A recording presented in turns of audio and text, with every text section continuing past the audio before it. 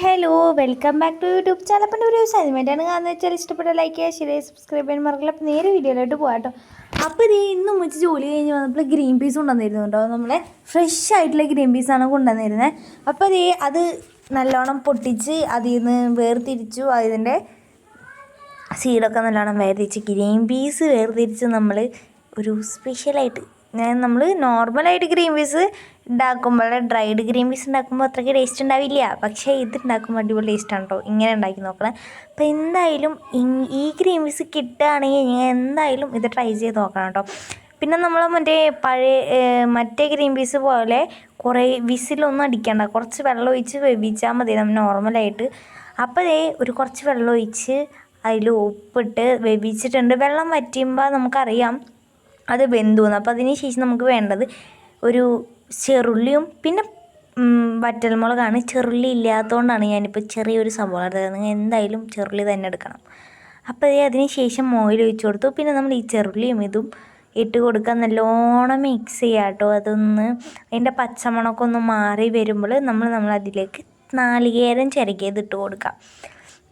നാളികേരം ചിരകിയതും കൂടി ഇട്ട് കൊടുത്ത് നമ്മൾ നാളികേരം അതിൻ്റെ ഒരു പച്ചമണവും അതിൻ്റെ ഒരു കളറൊക്കെ ഒന്ന് ചെറുതായി മാറി വരുമ്പോൾ കുറച്ച് മുളക് പൊടിയും കുറച്ച് മഞ്ഞൾപ്പൊടിയും ഇട്ട് കൊടുക്കുക. അതും കൂടി ഇട്ട് നല്ലോണം മിക്സ് ചെയ്യുക കേട്ടോ. ആ മുളക് പൊടിയുടെ മഞ്ഞൾപ്പൊടിയുടെ ഒക്കെ ഒരു പച്ചമണം മാറി വരുമ്പോൾ നമ്മൾ നേരെ ഗ്രീൻ പീസ് ഇട്ട് കൊടുക്കുക. നമ്മൾ ഇതിൽ ചെറിയ രീതിയിൽ തുള്ളി ഉപ്പിട്ട് കൊടുത്തിട്ടുള്ളൂ. അതായത് നമ്മൾ സബോളയ്ക്കും ഇതിനും വേണ്ടി നമ്മൾ ഓൾറെഡി ഇതിൽ ഉപ്പിട്ടാണ് വേവിച്ചതുകൊണ്ട് ഉപ്പിട്ടിട്ടില്ല. പിന്നെ ഗ്രീൻ പീസാക്കിൽ ചെറിയ രീതിയിലൊരു വെള്ളം ഉണ്ടാവും. ആ വെള്ളം വറ്റിച്ചെടുക്കുക. അപ്പോൾ അടിപൊളി ടേസ്റ്റാണ്. എന്തായാലും ഇത് ട്രൈ ചെയ്ത് നോക്കണം. മസ്റ്റ് ട്രൈ ആണ്. അടിപൊളി ടേസ്റ്റാണ് കേട്ടോ. നമ്മൾ മറ്റേ ഗ്രീൻ പീസിനേക്കാളും ടേസ്റ്റാണിത്.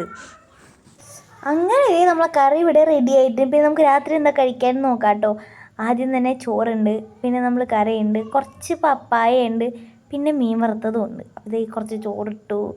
അതിന് ശേഷം